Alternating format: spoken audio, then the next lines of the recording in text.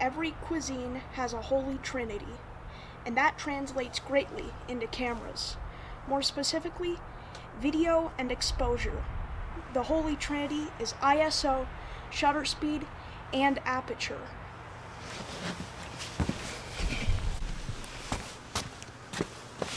First, and most importantly, there's shutter speed, which is how much your camera is processing.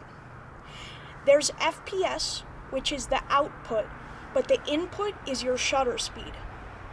Normally, shutter speed refers to when I'm photographing something like birds, but when I'm not, and I'm doing video, it's referred to as rolling shutter, which is how fast your camera receives its info. And that's how you have accurate motion blur, so it looks like you're here.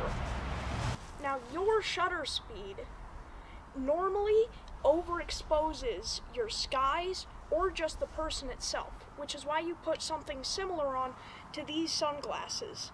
Yes, I've been carrying them around this whole time for an analogy. I don't want to talk about it. But the way it works is you have the proper shutter speed, so you get proper motion blur, and your camera gets a properly exposed image. Your aperture, or as you'll see it on your camera, your f-stop, is similar to how these sunglasses work, except it's inside your lens. Now, the way it works is a hole that opens or closes depending on your f-stop value.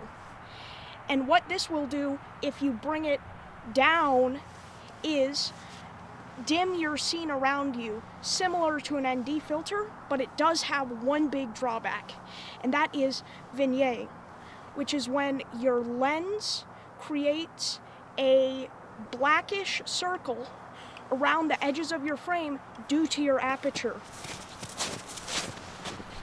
Typically, if you have upped your aperture as much as you can, you've opened it as much as possible, and you have tossed your ND filter to get more light to your camera, I would recommend boosting up your ISO.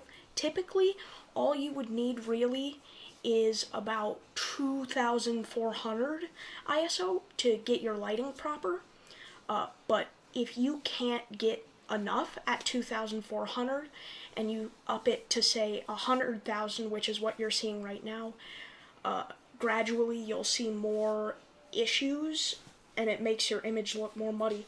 Like you can see there's some chromatic abrasion and like loose pixels almost, how I would say it. They're typically moving a lot. If that happens, I would recommend getting better lighting or changing the scene completely if possible. But if neither of those are an option, I would recommend buying studio lights or a reflector, which would show more sun on like a side of a face.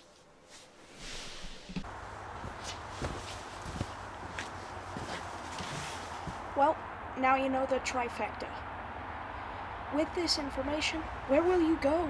What will you create? How will you express yourself?